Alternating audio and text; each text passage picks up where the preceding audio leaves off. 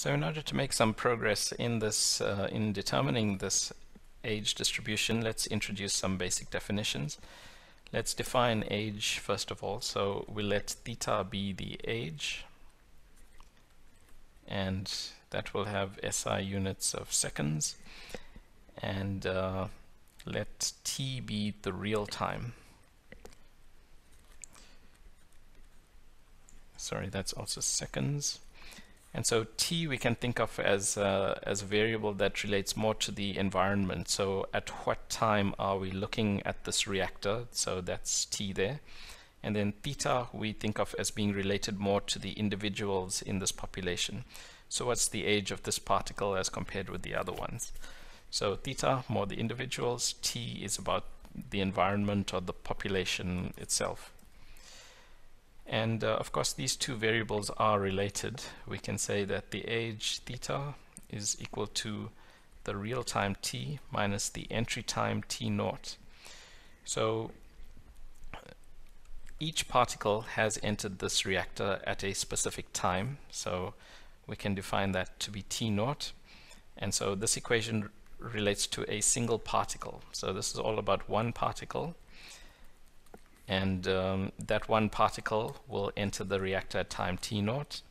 And if we are now looking at the reactor at time t, then we can say, well, the time that that particle has been in the reactor must be the current time t minus the entry time t naught. So that's its age. So much like with human populations, if we want to know our current age, we will take the current time and subtract it from our birth date. So the entry time to the world, that's our birth date, and the real time t, the current time, just subtract those two, that's our age. We all know this.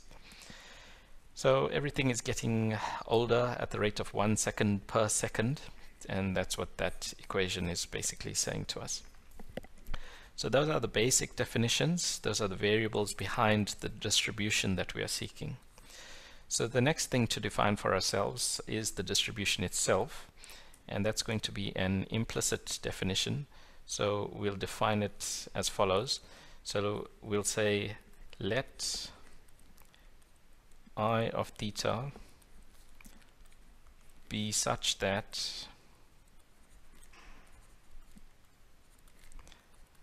I of theta delta theta is the fraction of fluid elements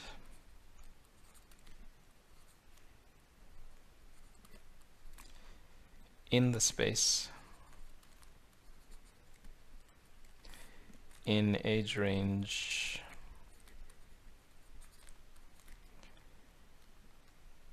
theta to theta plus delta theta. So that's an implicit definition for I.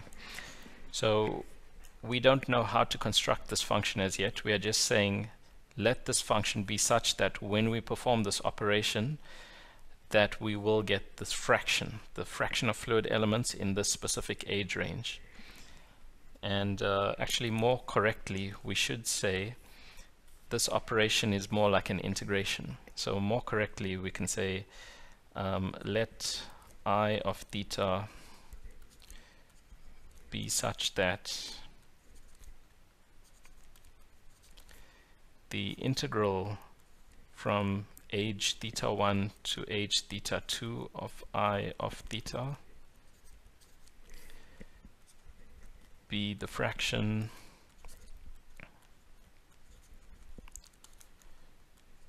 in the age range theta 1 to theta 2. Right, so if we pick let's say we take the classroom, the current classroom.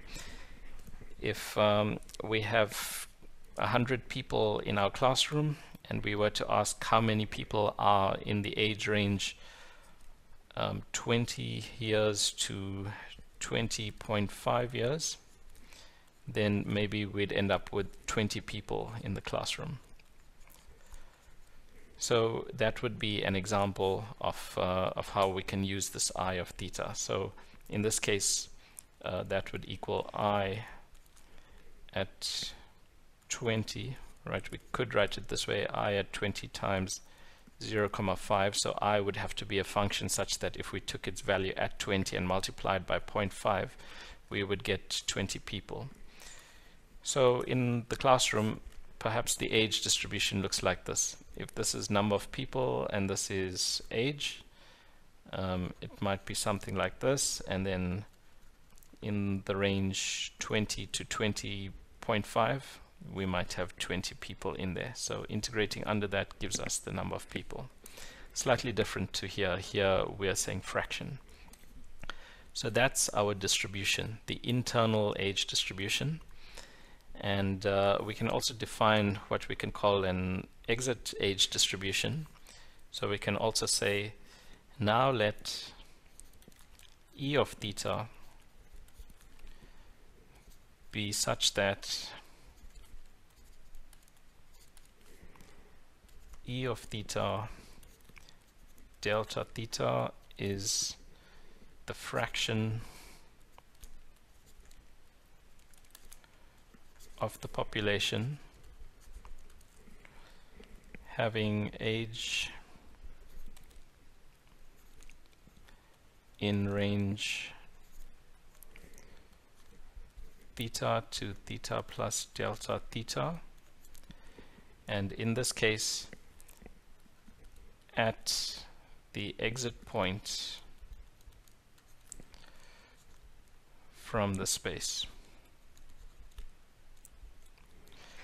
So in our chemical reactor example, if we were looking at the exit point here, we could ask what's the fraction of fluid elements that have spent 1 to 1.5 hours here as opposed to 2 and 2.5 hours here. So we could ask about the age distribution at that point, or we could ask about, and that would be an E of theta style question, or we could ask about the age distribution inside of the reactor, and of course there that we would get through I of theta. And these are both important questions. For instance, we might want to know what's the extent of the conversion of reactant at the exit point. How much of the reactant have I managed to convert by the time I reach here? And a different question would be, what's the average reaction rate that I'm getting inside the reactor here? So both are important questions, and so we anticipate we'd need each of these functions at some point.